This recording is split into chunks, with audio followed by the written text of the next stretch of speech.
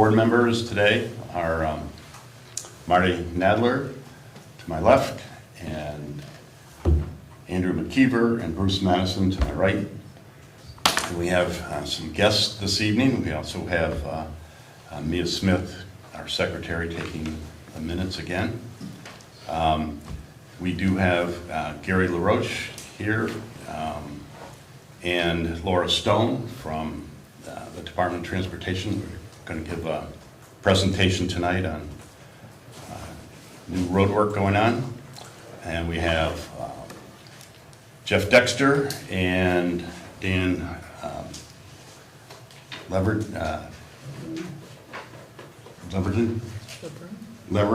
Yep. Is that right? Mm-hmm. Okay, sorry. In the Energy Committee, and we do have Todd Lawrence, who is a proposed Emergency Management Coordinator. So the first order of business will be to approve the minutes from September 25th Select Board meeting. Does anyone want to make a Still moved. I'll second. second? Okay.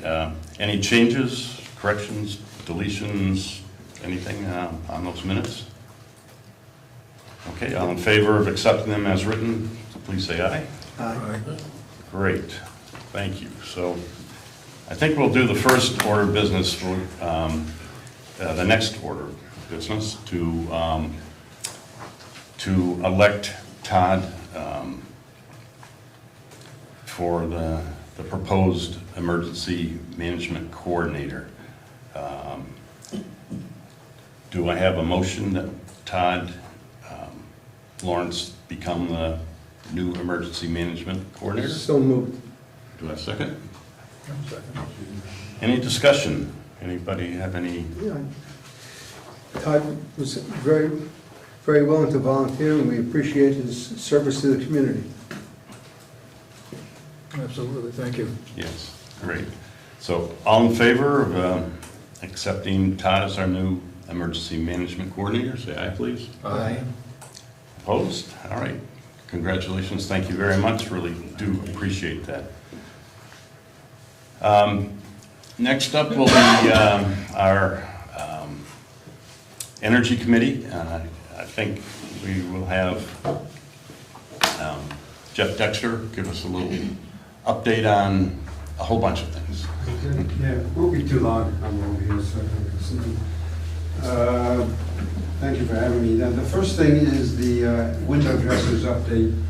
I don't know if you all know about what window dressers are, but it's a nonprofit organization out of Maine that has been doing this for about 13 years now. And what they build are inserts that go on the inside of, say, a window that block off all the vent or all the draft, and save money, save fossil fuels, whatever, make your house more comfortable. So we've been doing this now in northern Bennington County, Northshire, they call it, for 3 years. This was our third year. And this year we built 200 inserts. That gives us a total of 725 inserts over the last 3 years. And as I said, it's a volunteer effort. This year we did it as we did last year at the Arlington American Legion. And it was a great success. 30 volunteers put in about 43 hours over 5 days or 4 or 5 days. And now it's moving on down to Bennington. They're doing their build, the Southshire part of the county.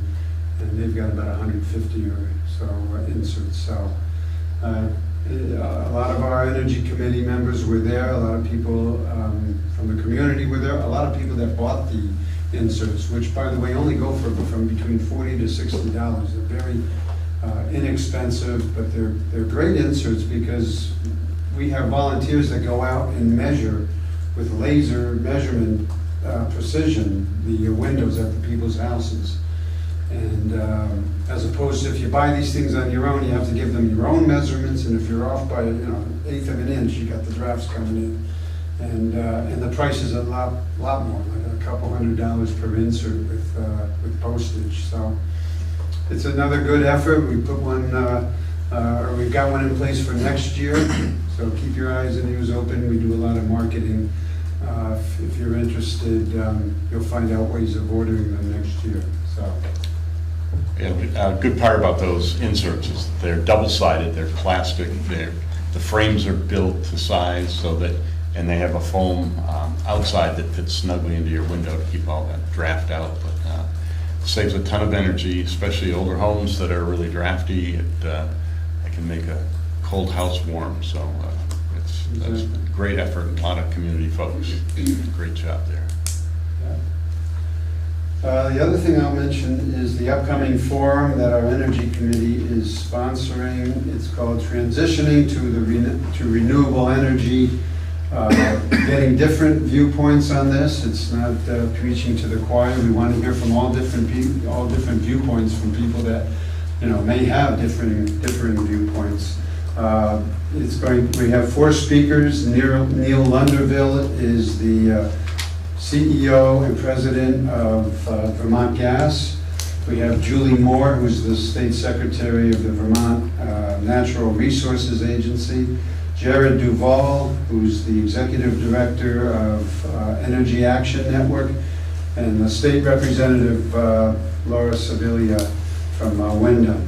All 4 are going to speak a little bit about their views on how we're going to transition to this new, some people call it the green economy, there's other words, but just basically getting off fossil fuels, getting into much more renewable energy. It's, again, October 26th, which is a Thursday, from 7 to 9 p.m. at the Manchester Library. There'll also be questions and answers after that. Anything else? I know Dick. I think you got it. Okay, good. Did a PSA for GNET earlier. Thank you very much, guys. And so it's fresh in my mind. Actually, I didn't have to read this time when I did that. So that's another good thing that our Energy Committee is doing. And last but not least, I wanted to, I'll be leaving with the committee, or with the select board, a proposed green procurement memorandum. This is something that it's in response to our our municipal plan that was signed into effect 5 years ago that commits us to, in quotes, concrete actions to achieve the energy goals of our state. The Energy Committee undertook this project about 6 months ago to help us do all of these things. Getting off fossil fuels, saving taxpayer money, and as we all know, propane and diesel fuel, gasoline prices are skyrocketed and are just going to continue to do so. And helping our town and state reach its energy and climate goals. As I said, for the past 6 months, we've researched what other Vermont towns have done. Towns like Burlington, Montpelier, Norwich, Thetford, Stratford.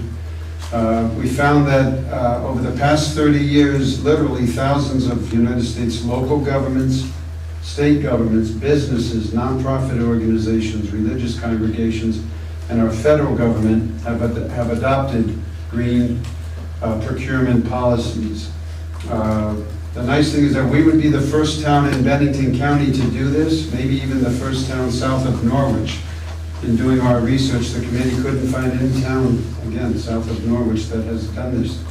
And so we would adopt the proposal to, again, set an example for our residents and for other towns to get us off fossil fuels and save taxpayer money.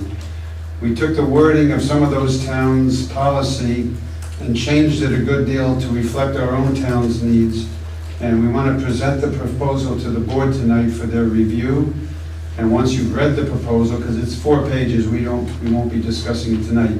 Once you've read it, we would like a discussion at one of your future meetings, maybe in November, to answer any questions. And the last thing I want to mention too is that nothing in the memorandum, and you'll notice it's called a memorandum. Some towns call it a policy, and we thought that might be a little too formal because this is nothing that requires anything regarding our town's purchases.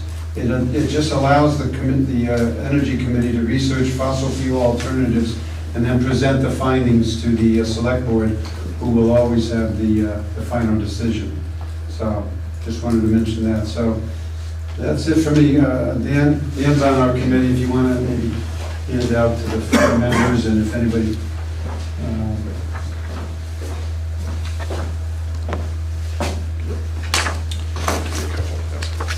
may want to leave a couple more too, one for maybe Mark and one for Susan. There's a few extra. So again, it's a work in progress, it's a draft, but we did want to get it officially presented to the select board Here's and another one. in hopes that we can pass this soon. Another one? Sorry. One more would be good, maybe for Mia, so that Okay. she can just refer to it. Yep. Thank you. Okay.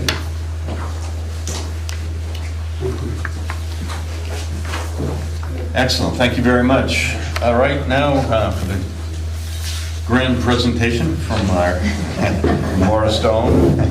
This is something we'll look forward to. I will let Laura take over and explain what is going to happen here in our little town. I don't want to blind you. Yeah, so Yeah. we're going to move to the side so we can observe and listen also.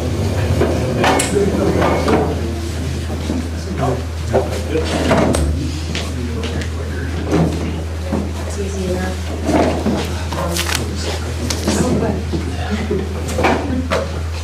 So, welcome. This is the public informational meeting for US Route 7, Bridge 19-5 over an unnamed brook. We are also, gotta turn that on.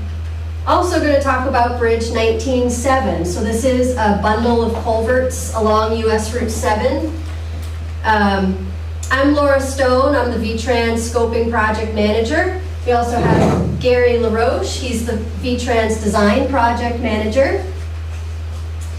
And really, the purpose of our meeting tonight, we want to talk about our approach to the project, talk about the project constraints, the existing conditions of these two structures, discuss our selected alternative for what we want to do for these structures, as well as how are we going to maintain traffic, and really provide an opportunity to ask questions and voice concerns.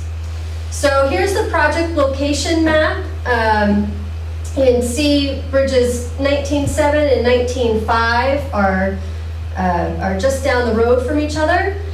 They are just south of the interchange with Vermont 313. Yeah, I think that's exit 3. Yeah. So here's an aerial view. There's really not much going on in the area along US Route 7. This is a limited access highway. There's no driveways to maintain, no houses around. It really is just forested area on either side of US Route 7. So first I'm going to talk briefly about our project development process, just so you can get an idea of where we are in the process. Again, we want to talk about the existing conditions, the alternatives that we considered in our scoping report and our selected alternative. We're going to talk about maintenance of traffic schedule, so when you can expect to see this in construction. Summary, and again, I have questions at the bottom there, but I'm happy to take questions anytime throughout the presentation. You can just interrupt me. So here's a slide showing our project development process, and this slide is really just to show you that we're at a really, really early stage of project development. At this point, a project's been funded, and we're in this phase called project definition. That's when we identify the environmental resources, the cultural resources, look at the constraints surrounding the structures. We evaluate alternatives, and we have this public participation piece. Really, we want to build consensus towards our selected alternative. When we're done with project definition, that's when we consider the project to be defined. That's when it will move into design. That's when we're going to be quantifying the areas of impact, starting the environmental permitting process, the right-of-way process if needed. After design, a contract will be awarded and it will move into construction. So again, we're really early on in the project development phase. So Bridge 19.5, first of all, US Route 7 is a principal arterial. It is on the national highway system. Bridge 19.5 is an 8-foot span corrugated galvanized metal plate pipe arch. Was constructed in 1978. It is 162 feet long. There's approximately 13 feet of fill over the culvert. It is owned by the state of Vermont, so there's no town share for the project. It is 80% federally funded and 20% town funded. Oh, state funded, sorry. Give you guys a heart attack. Nice try. Bridge 19.7, it's a 7-foot span corrugated galvanized metal plate pipe, constructed in 1979. It's 120 feet in length, and there is about 10 feet of fill over the culvert.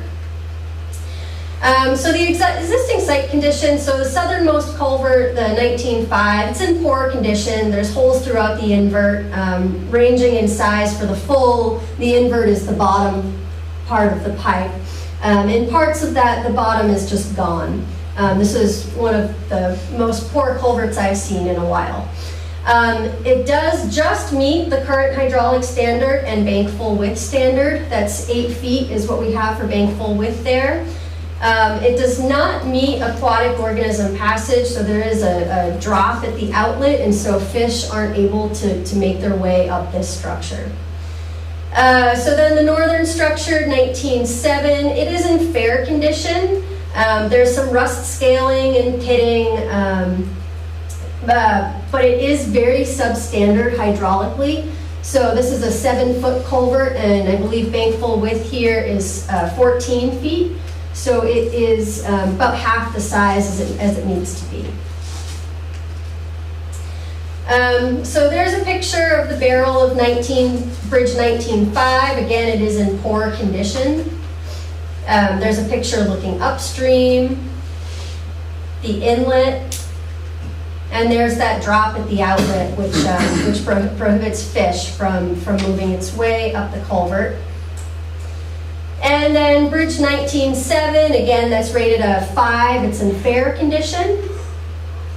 There's a picture of the inlet and the outlet, and this one is perched as well, so that one is also currently not passing fish.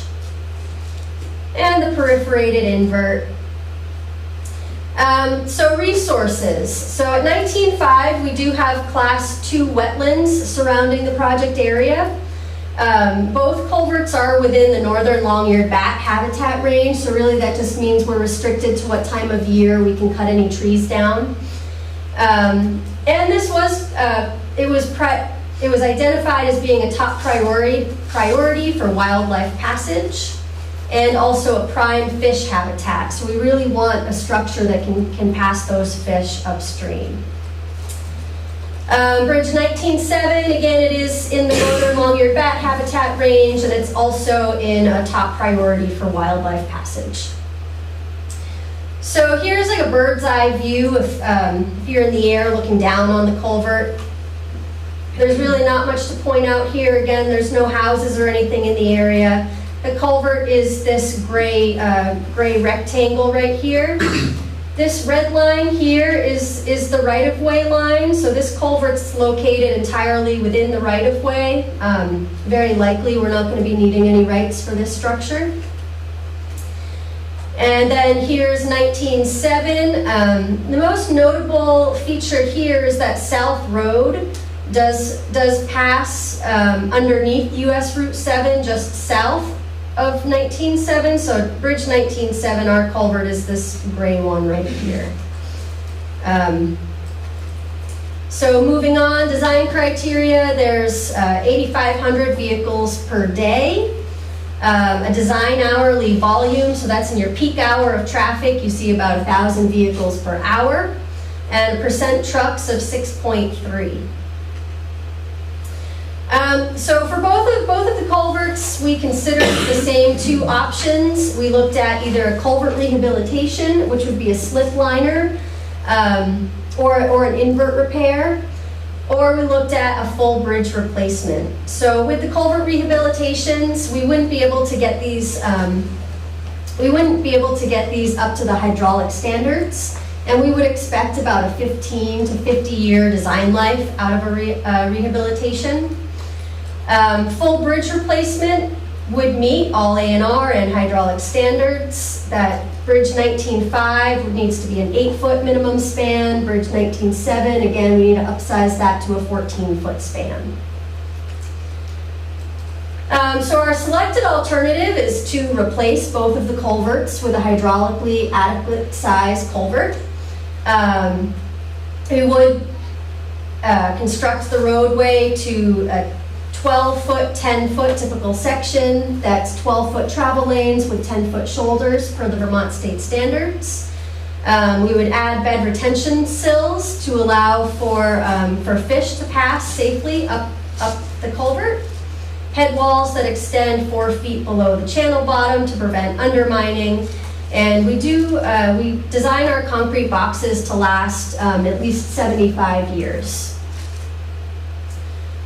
So there's the layout of Bridge 19.5. This is the replacement with an 8-foot box. It really looks very similar to the existing conditions layout because the culvert's going back right in the same place. Here's the profile. The profile of the road is just going to match the existing profile of US Route 7 in terms of the grades along the road. And here's Bridge 19.7. So again, we're putting the culvert back in the same exact location. We're just putting in a larger structure in this situation. Again, we're matching the existing grade of the road. And maintenance of traffic. So this is where it gets exciting. So we looked at 3 maintenance of traffic options. They're the usual 3 that we look at. We looked at an off-site detour. So this option would close the bridge, reroute traffic onto an official state-signed detour. We considered phased construction. So phased construction is when you keep half the structure open while replacing the other half. And then you switch traffic over onto the newly constructed section and construct the second half. Next, we looked at a temporary bridge. So a temporary bridge would go on either the upstream side or the downstream side of the existing culverts, and really have a lot of impacts and tree clearing. What we selected here was a road closure, a detour chosen and signed by the state. It would be a 14-day closure duration per culvert, so that would be 2 14-day closure durations. The shortest detour route does add 3.3 miles. Sometimes we talk about detour routes in terms of the end-to-end distance. Because there aren't any houses, any driveways to maintain, it really makes more sense to talk about the through route and the additional added distance because nobody's going from one end of the culvert to the other end. So the most logical option for the detour route is to detour traffic between exits 2 and 3 onto Vermont 7A. We do have this in our budget for 2026. It's possible that that could move out a year due to permitting constraints, due to budget, but we typically don't deviate more than a year from that date. There's a total cost estimate of $3.9 million for both of the culverts.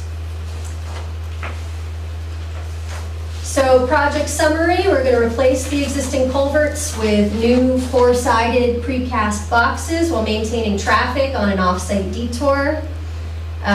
Will be maintained for 14 days for each structure, so there's going to be 28 days closure total.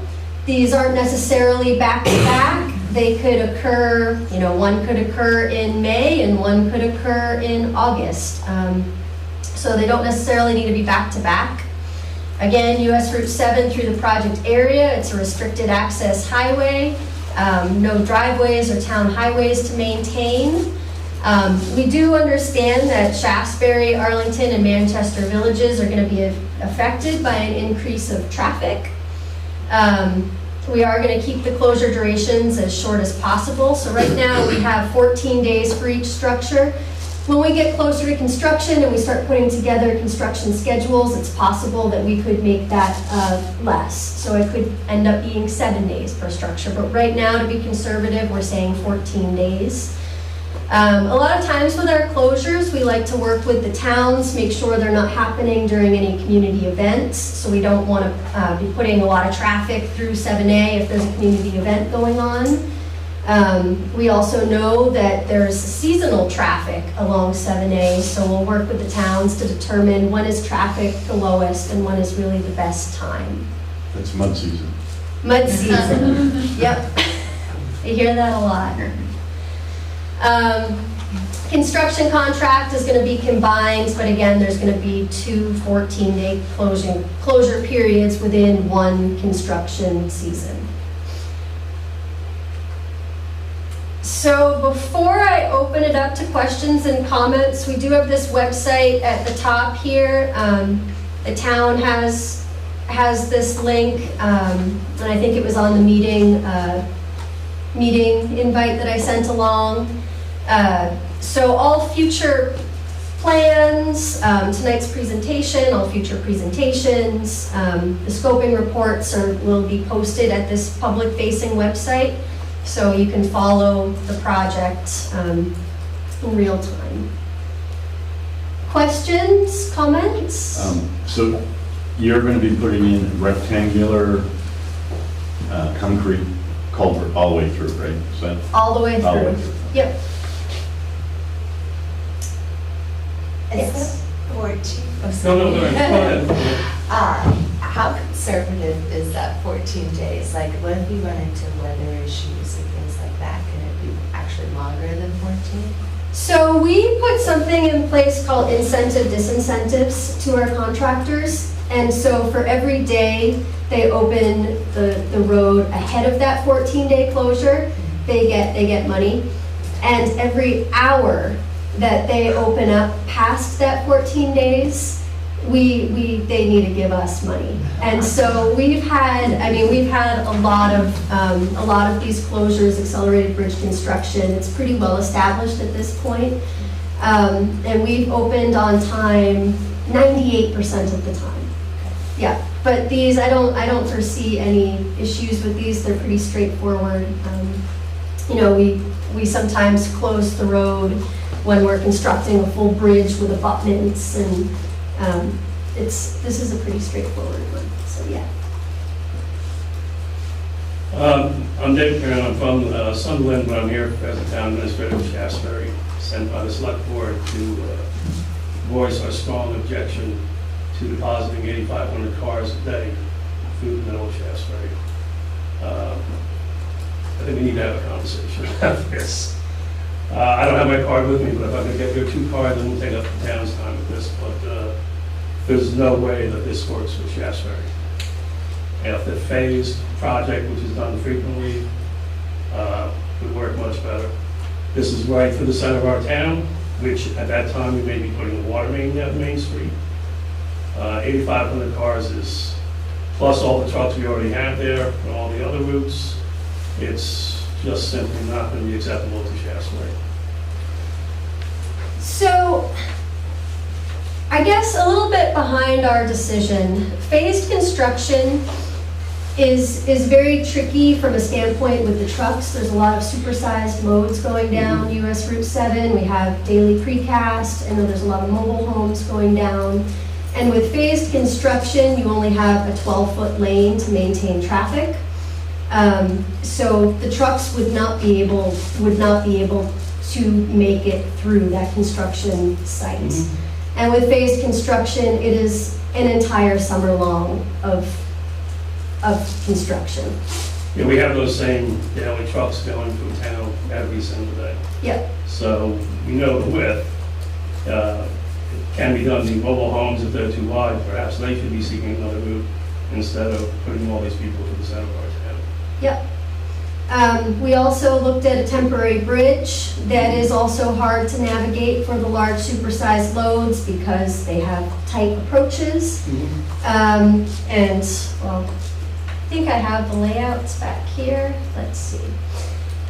The other issue we get into with the temporary bridges, especially with Bridge 19-7, is that we have South Road right there, which would necessitate 2 temporary bridges. We would need a temporary bridge here and a temporary bridge here, which gets very costly. Again, phased construction, we have this really, really tight 12-foot lane that doesn't accommodate the trucks. Same thing with 19.5, there's only 1 temporary bridge to put in there, but because of the grades, I mean, this is a lot of impact to wetlands, a lot of impact to the tree line there. And that's some of the reasoning behind Oh, I our decision. understand the difficulty when you narrow the road. It's the same as they do it on the interstates. I suppose you're talking about this being narrowed even tighter when they narrow lane on an interstate, but it still doesn't change the fact you're talking about a few trucks that might have to take a longer detour and, what was it, 1,000 vehicles an hour on top of our current traffic flow. But again, this is something I'll take up with your office. I was just here to see if this was the same as was presented to us. I don't want to take up Sunderland's time with this. Yeah. So I'll just grab your cards at the end and we'll take this up. Yeah. Okay. Are there any restrictions along 7A as far as truck sizes or freight sizes that you know of? Not that I know of. 313 does have a low clearance bridge. Okay. So trucks can't go, I think it's 14-foot clearance, and so trucks are gonna have to go around that. They're either gonna have to go through Manchester Village, which is very tricky because of the roundabouts, or they'll take US 4 from New York. Yep. One other question, if I can. We saw this with the public information session here, but, I live in this town. Personally, no impact on this town. The impact on Shasberry and Arlington is going to be kind of significant. Are you having public hearings there also? Nope, we just have public hearing in the town, but both Arlington and Shaftesbury, they were invited. I spent a good portion of a morning going through Google Earth, trying to find the web addresses to every single business along 7A in Manchester, in Arlington. I invited all those folks, let them know this meeting was happening, so we've done outreach. You got me, that's all. And these bridges they're south of the Arlington exit, right? They're in between Arlington and Bennington. Yes. Okay. So does it impact Manchester that much? Or would they just come back around and get back on 7 past the bridge? I'm guessing most people are just gonna get back on 7. Yeah. I guess, again, Well, I guess with that the trucks, bridge. if they can't go on 313, then they might be going through Manchester. Gotcha. More likely, I'd assume they go through New York, just because I think it's tricky for the larger trucks to make it through the roundabouts, but, I think you will see more vehicles going north into Manchester too. Because when you approach 313, the signs indicate that Manchester is closer by going straight. yeah. So it is going to impact Manchester also. And if it's a weekend like the one we just had, traffic is not going to move anywhere. And I have to tell you, 8,500 cars through Shasberry is going to be a crawl. Yeah. 1,000 an hour plus the hundreds an hour we already have, plus all the trucks we have in and out of Dale is going to bring it to a crawl. Yep. Well, we won't do the closure during leaf peeping season, that's for sure. It always runs all the time.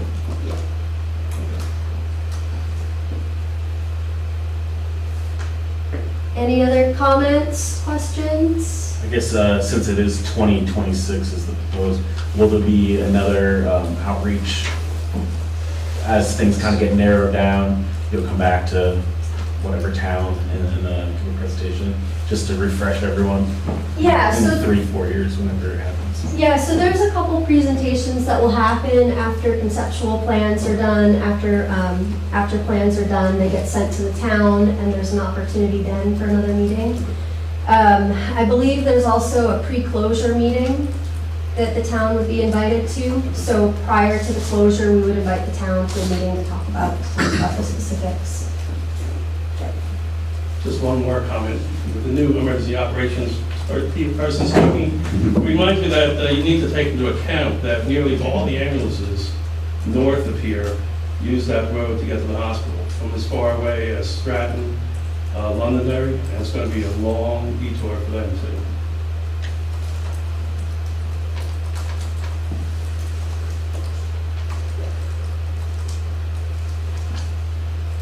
From the Energy Committee, Stephen Floyd, we have another one of the floods that we had too. It would make it interesting in terms of obviously traffic and also your construction timing. I know acts of God, nothing you can do about that, but some food for thought that you never know when a big storm's going to hit us again. And that could be any time, but they're coming more frequently now. So Yeah. No, I'll second that. We were replacing a culvert pretty much this size, maybe a little larger, up in Jasper Hollow, had a sudden storm, wiped out all the work that was done. That was a tiny little delay there. So I got one more thing, since this is still in the planning phase, I guess it's the time to mention everything. My background's in airports and stuff like that, but I know it increases costs substantially, but in terms of the possibility of like a 24-hour job site. So I'm assuming right now that planning-wise it'd be business hours, construction hours. If it, just for planning purposes and stuff like that, if that would be a possibility to look at and see what the cost penalty would be on that, to run it 24/7. That way, instead of 14 days, maybe it's 6 days, or, I'm just throwing that out there. Yeah, that's definitely something that we do in this area. I think it would work out really well because there aren't any houses around, and so construction activities aren't going to be bothering people. Yeah. The problem you get into there is that contractors need several groups of people so they can take shifts and get some sleep, and not all contractors have that or want to do that, but that is something definitely that we allow. With these closures is that we allow 24-hour construction, and contractors don't always take us up on it. I was just throwing that out there. Could you make that part of the contract? That they have to? Go wider, That's go broader. it's a good question. Yeah. Go out of state, you'll find better. I don't know, it could prevent contractors from bidding on the project. Okay. It could drive up costs a ton, but I mean, yeah, here, Then you It's save a lot of a lot of it's risk. aggravation for Shaftesbury. Contractors base their prices on risk, and if the risk is too high, then if the costs could potentially come in higher than bid regression amounts, which would equate to an unbalanced bid, which we wouldn't be able to reward if it was just at a site. But when we're in design, we put together a critical path method schedule to evaluate all the steps along the construction process, whether it can be done in, say a 3-day weekend or something along those lines, or some combination that may be amenable to surrounding towns that are more highly impacted. So definitely, look forward to our conversation to discuss that further. My last comment would be that the delay of half a mobile home for 14 days is very insignificant compared to the inconvenience and the danger imposed, especially in the village of Shaftesbury, by 8,500 more cars a day. yeah. I think that needs to be taken into consideration. The normal traffic flow is doing these things. So would a shorter closure be agreeable to the town, or no closure at all? If we could say we could replace each of these in 7 days. I would think that any closure would be objectionable. Okay. We have, if you do it for 8 months of the year, it's our primary school crossing, which is already somewhat hazardous. It's right through the middle of our town. We already are swamped with trucks on a daily basis. I don't see any upside to 8,500 more cars, and neither does the select board going through town.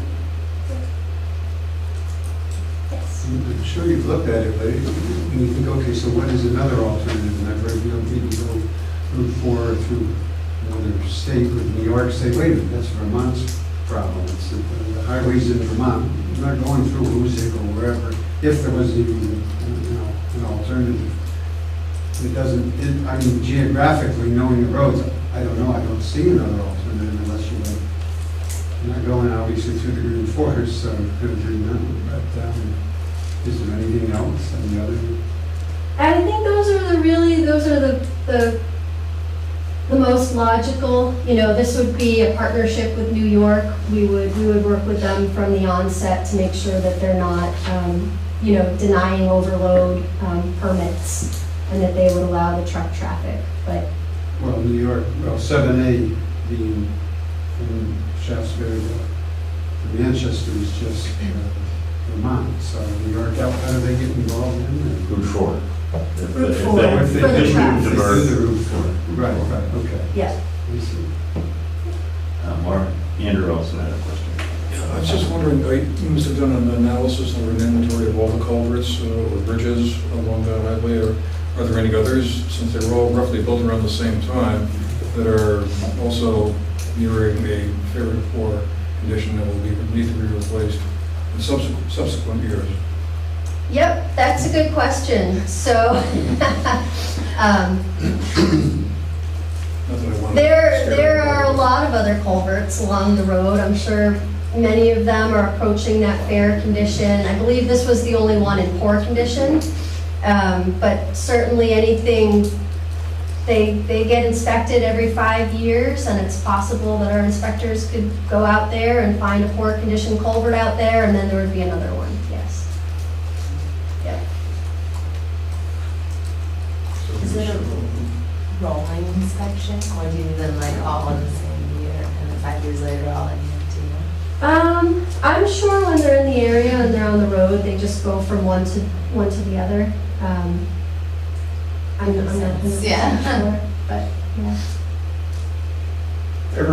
All structures have an inspection cycle that they go through, depending whether it's a long bridge, a short bridge, a condition, could, in condition puts it on a, higher frequency, where they will look at it every year if it gets to be a condition, and just keep monitoring it as time goes on, until we can address any issues. If anything comes up during a bridge inspection, then they usually submit an action or a report, their report indicating that action was taken at a specific location. So it's addressed right away. There's any safety issues. Is it possible to have two bids, so you have two separate companies working, one on each bridge at the same time? Is that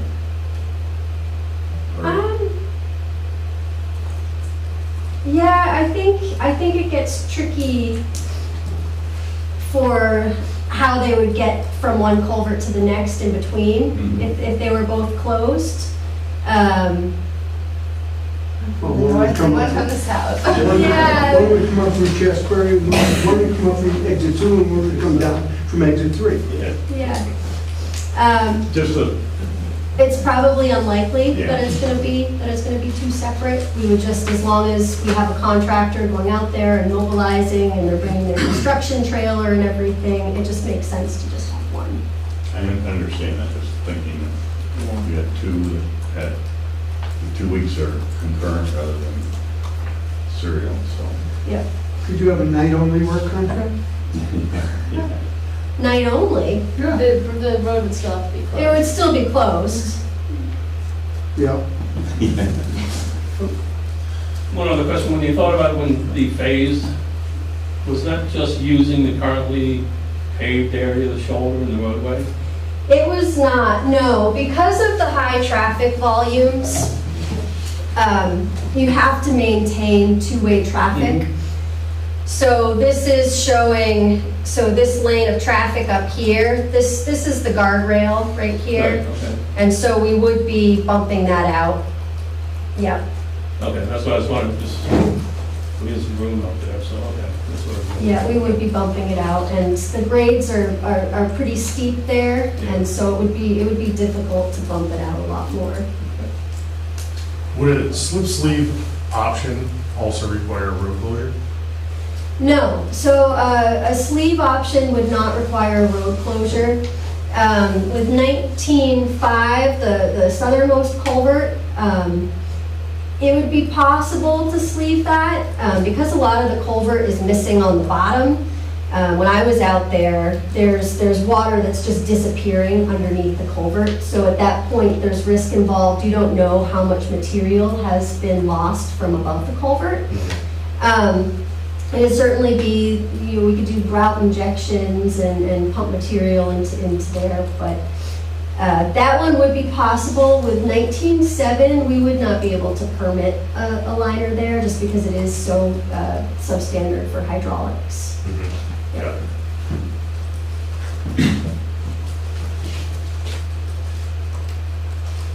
Anything else? Thank you very much, really appreciate it. We want to take care of our other towns too, make sure that everybody's happy here. But I'm glad you came and voiced your objection. It's not really much of an impact on Sunderland as it would be your town, so. Great. Thank you very much.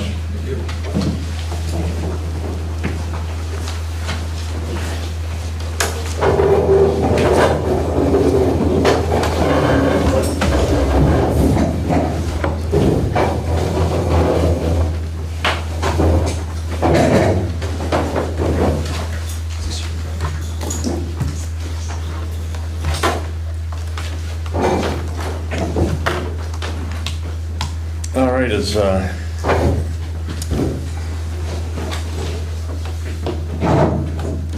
Laura and Gary are cleaning up here, we can continue on here with public comment. Is there Yep, I think Todd? Todd? I guess I'll give a quick little update, initial update on the emergency management portion of things. I reached out informally to Dara Zink, the Bennington County Regional Commission, I think is the title. And I guess she is the initial local contact go-between for myself and the county. She discussed a couple things of getting me up and running. Just on the personal side, I have like about 10, 12 hours of some training just to get certified for Vermont Emergency Management Director certifications. She did mention for the county, once I get up to speed with my own certifications and stuff, for the town, kind of what we need to bring brought up to speed with. I guess there's an outstanding local emergency management plan that I can work with once we get going with that. And she said due date is just sooner rather than later. And then so just some other stuff about updating all of our contact information, select board members on file that she has, and then my contact information. On October 26th, I don't know if you've mentioned this, October 26th, which is a Thursday, from 5:30 to 7:30 at the Arlington Town Hall, there's going to be a power outage training scenario. So I'll be attending that. And then also she said that she would recommend that maybe a member of the road crew, possibly board members, and if we still have a backup emergency coordinator, they might want to attend as well. The training subject is about a longer term power outage, mostly during the winter time.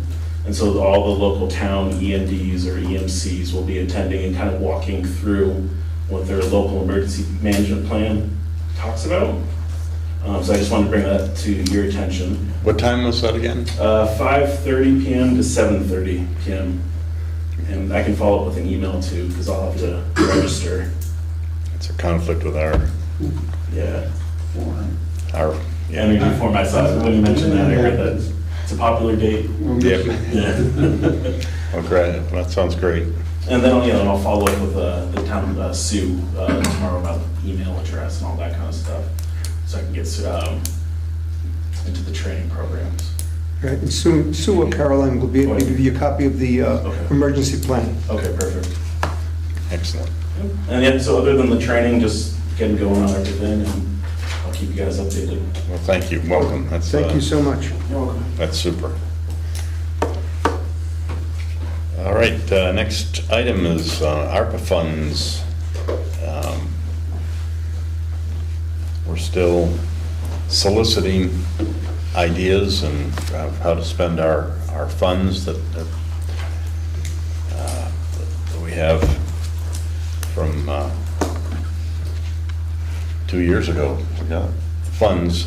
They need to be identified. The projects to spend that money need to be identified by the end of next year. And they have to be completely finished by 2026. So 2024, we have to identify December, to identify a project, and we kind of need to move forward on it. I am getting a quote from Vermont Timber Frames as a proposal for a little pavilion that we are proposing for outside here on the lawn, seeing that we don't have any meeting place in our little town of Sunderland. It might be, we have ample space out here, a little parking area, pavilion, maybe even a fire pit that's not near the pavilion out there. But anyway, I'm getting a quote, and so that's possible one item, but we do need to vote. I'd like more input from the town on other ideas on how to spend this money. Andrew, do you remember exactly about how much money we have for? It's about $290,000, $290,000. 35, something like that. My guess on this project, this would be somewhere around $115,000 to have this done with. It'll have electricity out there, and people will have benches and stuff like that if this is chosen. But it's still in proposal, but still like to solicit more ideas from the town, and we seem to be pushing this off and pushing it off, and we'd like to move forward on stuff. What are the funds for?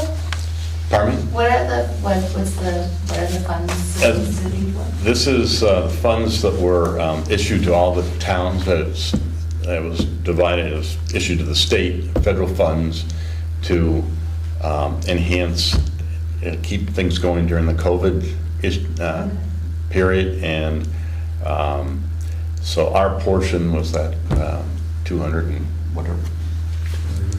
Yeah. And so we're trying to find the best solution. It cannot be used to reduce taxes. It cannot be used for road infrastructure. Can't be used for that bridge that Laura was talking about. So it needs to enhance the town, and it's up to each town. It was more stringently qualified before. They've opened that up a little bit. So any good ideas from the town, we're definitely open. Could be used towards emergency management planning? Yeah. I don't know if there's a limitation to that, but if we're outdated, it might be a good use of money to get us up to speed. It's very possible, certainly, yeah, see what we need, but, so we're gonna need proposals, from and get prices and things like that, so that we can bring it out to the town and see what the thoughts of the town people are. But it really needs to benefit the town. Emergency management stuff is good. I don't know, I'm not sure. There is a possibility that we have a joint session, or part of this will go with Arlington, upgrading a lot of the fire and emergency systems like that. I know that they're looking at new air packs and other stuff, and so we have agreed to discuss that with them, and part of these funds may go to that. And we've also set aside, what, about 25,000 or so for new computer gear here at the Right. town hall, and a new video system, so that we could eventually have hybrid meetings. So so people won't have to come here for meetings, they can view it at home. So it's, that is in the works, that has already been committed, voted on, and so that will be here by the end of next year, I would hope, maybe even this year, so. Has digitizing the records, that also been approved? Part of this upgrade, not only video conferencing, computer systems and our scanners and things like that are being included in that.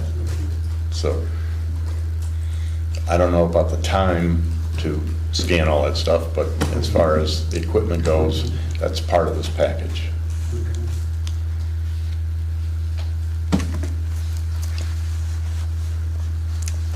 Anything else on ARPA? All right, road liaison? I guess we have the contract for the new truck.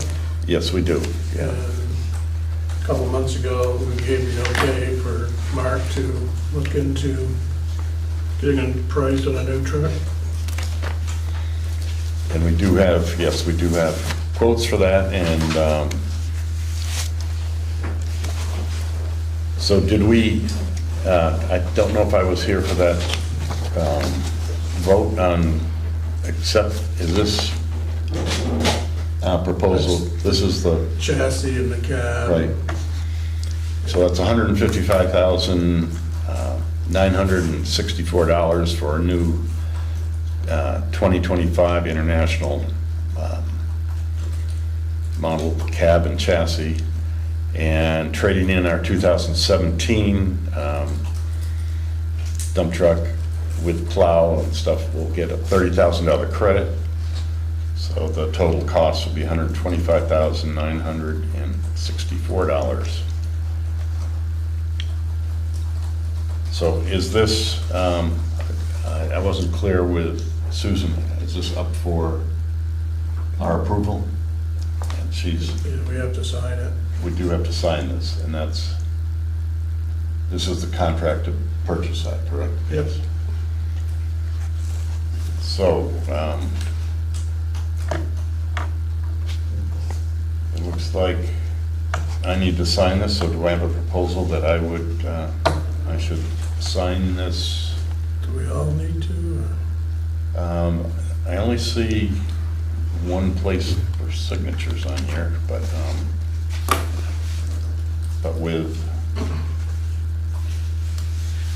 if you're okay, there were two sheets here, and this is the other one. I don't know if there's one for all those. Let me look. They both have to be signed. Yeah, they both have to be signed, but I think there's one signature spot here. So do I have someone make a motion that I would sign this for the board? Is there any public comment?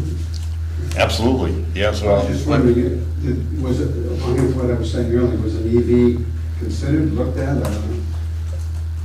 Electric? I don't believe the town has that kind of money to buy it. Like, This is coming out of the funds from, the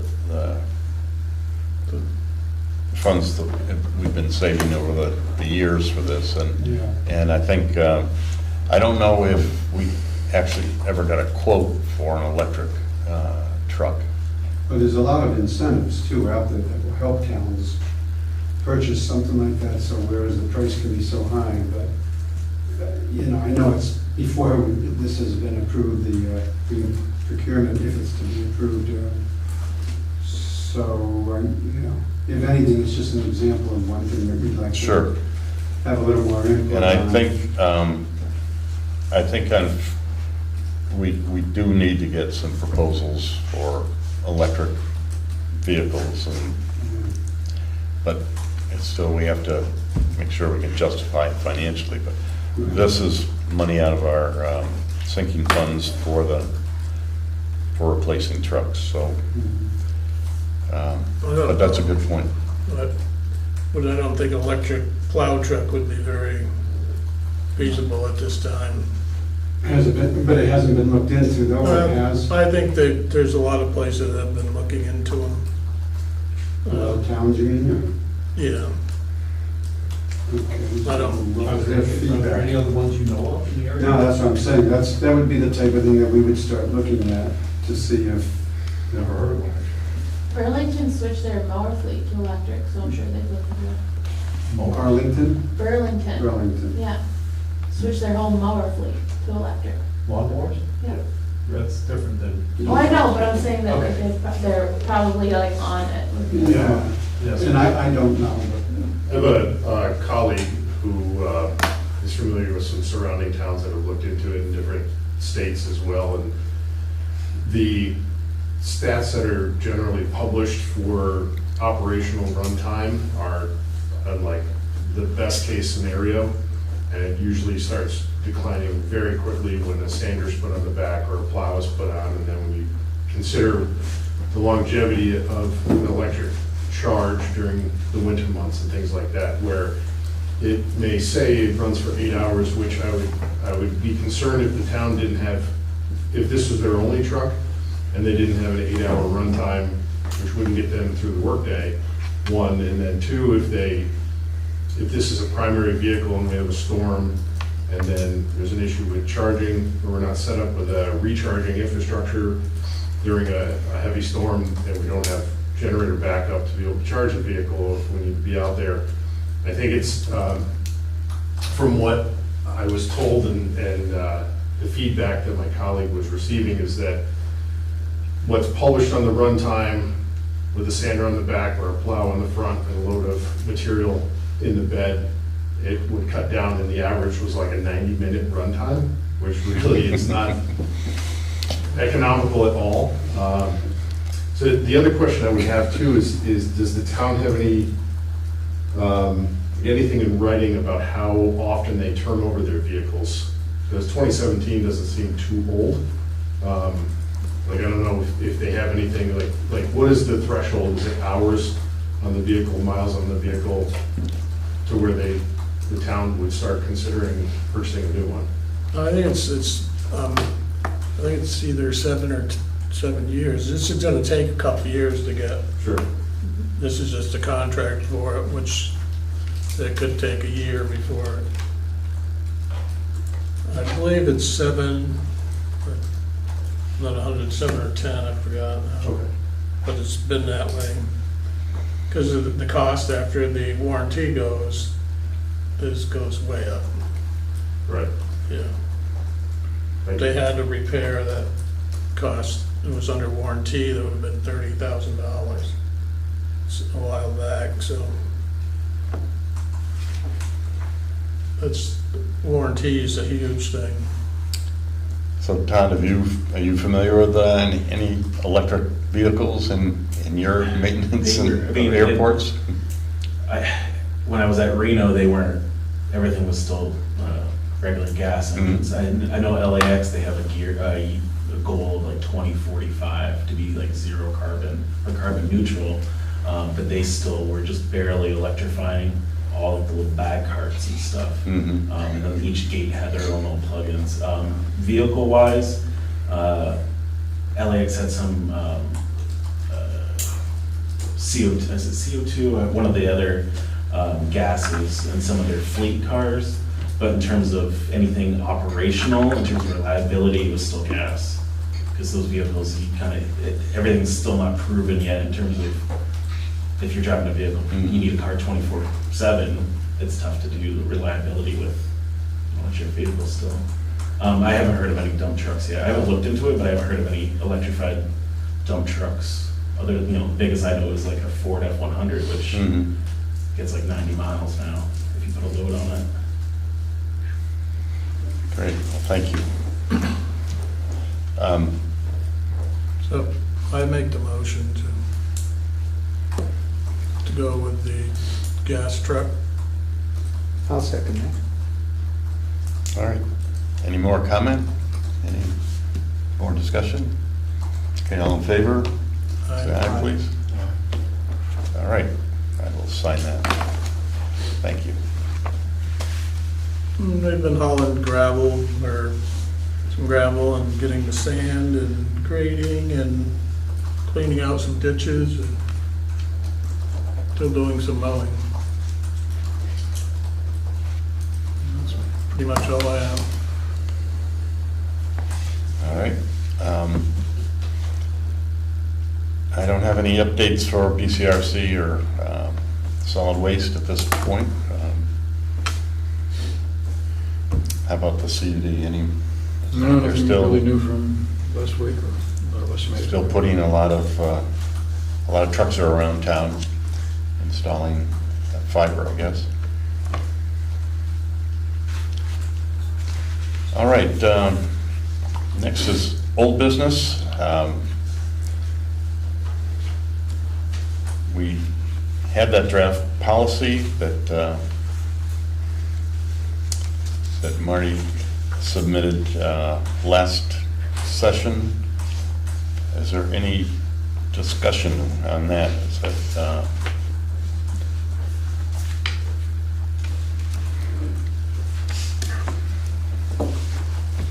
as far as any modifications or thoughts on that from? This is for when citizens request town funding for Right. Yeah. educational purposes. Right.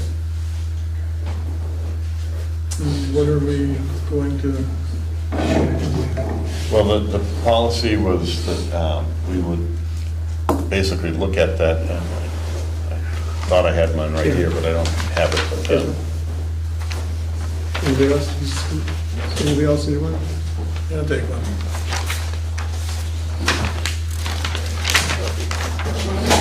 okay. So,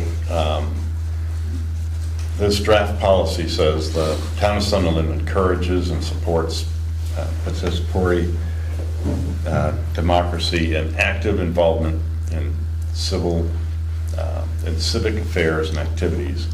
The town, while allocating limited funds for training of its personnel, will, if possible, fund citizen requests for civic affairs, activities, training within the guidelines below. The request must be for an activity that supports participatory democracy and active citizen involvement in civic activities. 2, the request must be submitted to the select board for approval at least 14 days in advance of the activity. The select board, 3, the select board will vote on approval or disapproval of the request. If approved, the select board will vote to determine the percent of the request to be funded. And 4th, each request will be considered on its own merits, and no prior approval request shall act as a precedent for the request for approvals. I thought it was written well, and I think it's a good policy. We didn't really have a policy, and we did fund a citizen that was asking for some training. So in our budget, I think we have personnel training for $500 for a year. right. So, These are all very minor requests. We're not talking about sending someone to college, I don't think. And, we're not looking to raise the, that amount. yeah, are we? No, I have not looked into raising that amount at all, but, and we are kind of stuck with the budget for this year anyway, so it would have to be put in for next year's budget if that were to be raised. That's something, if somebody in the board thinks that ought to be raised, we could consider that. I mean, if I recall, when we had discussed the $150, it was well within the budget. There was the money that was left in the budget for Training. training. It wasn't like we were then bumping up Right. against that $500. I just mean in the future, having Right. this, are we actually going to look into raising that, which I think that we should probably keep it to where it is, but, you know, I don't know how much training, I know the guys went to some training, we've done some training. Historically, it hasn't really been a problem. I don't believe. Right, I don't think we've exceeded our budget Right. for that, so. Anyway, I like this because it defines a policy so that if somebody does request funds, that we, the method of acting on it sounds solid. So do I have a proposal to accept this draft policy and make it a Also move. second? Second. Okay. Any more discussion? All in favor, say aye. Aye. Aye. I'll give a copy of this to Susan, Please do. because I can print it and bring it back next meeting for signature, or I can give it to Susan to distribute for signature. Okay? Yeah. Which you prefer. I'll give it to Susan if you would. That'd be great. All right, thank you, Marty, for doing that. Okay, we are still considering a welcome sign for Sunderland, and we don't have a prototype yet or a design at this point, and I think we're waiting for the planning board to submit a design for us. So, but I would like to make sure we keep considering that, and we'll encourage them to submit a design, or if anybody in the town would like to submit a sign. So these are welcome signs that will be on 7A as you come into Sunderland, saying welcome to Sunderland, and whatever else we decide we would like on that sign, and that one on the northern border and one on the southern border. They're only about 2.5 miles, I believe, or something like that apart, as 7A cuts across the corner of Sunderland, not straight through it. And also on the Sunderland Village Center designation, we are still considering that, and we're looking for more of a proposal also from planning board. Is that money coming for the signs from the ARPA? It could, yes, it could. But I think that was a fairly small amount, right? It should be $2,000 to $3,000 or $4,000, something like that, yeah. So, for both sides. but I look forward to seeing the design for those. Just wondering, to refresh my memory, where, with the village center designation, with that ball is in the planning commission's court at the moment, and they're gonna, Work with BCRC, because BCRC is also coordinating, Right. helping us coordinate that, yes. yeah, because I remember we took some vote on it many months ago on it. To continue to pursue that is what Okay. we voted on, is did we want to continue to look into that? Yeah, okay. And we said, yes, we did. Has anybody looked at the town plan, previous one? Pardon me? Yeah, anybody ever looked at the previous town plan? As far as, I don't think that had village center designation in the town plan, I don't believe. And I think Sue has a copy of it. We do, yeah.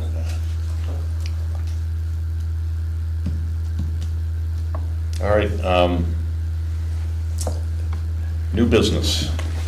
Any new business that, Yeah, as my new responsibility as law enforcement liaison, I did my due diligence. I met with the sheriff. oh, you did? Yeah, I went down to the sheriff's office. I met with the sheriff, the director of operations, the lieutenant who's in charge of patrol. Got a copy of the contract that we have with the sheriff's department. And I told him that if he needs anything, he should give me a call. Excellent, yeah, good.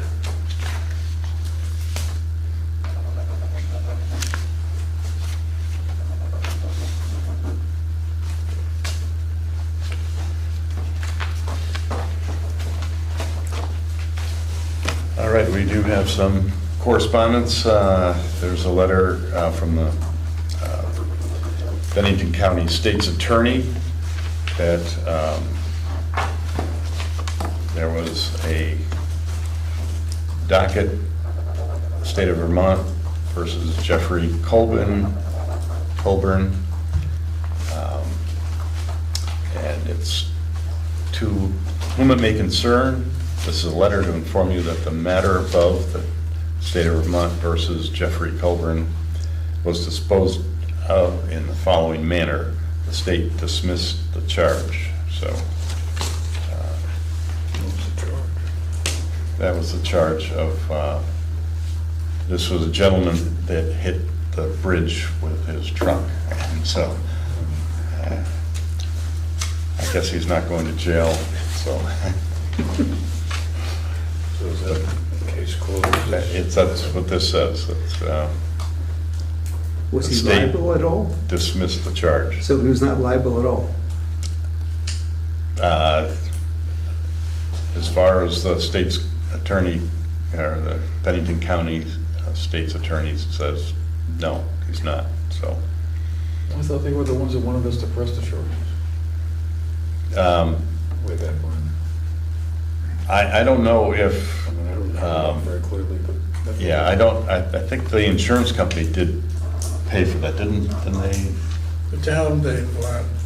And they had the stuff down in the garage, and Clyde, they closed the bridge and the town paid for it. We have $1,000 deductible, I think.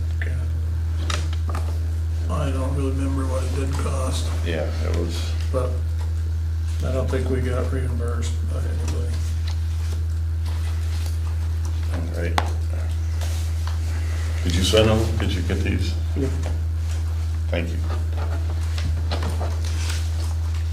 So we have to sign the warrants, and Then they actually hit it again, since it's been fixed. Same truck. the same truck, same company anyway, right? Yeah, Different driver, same truck? different driver, yeah. Not nowhere near as bad as damage. All right, is there any other new business or correspondence? Then our next meeting will be October 23rd at 7 PM here. And Motion to adjourn? motion to adjourn. Do I have a second? Second. All in favor? Aye. Aye. Thank you very much. I'll set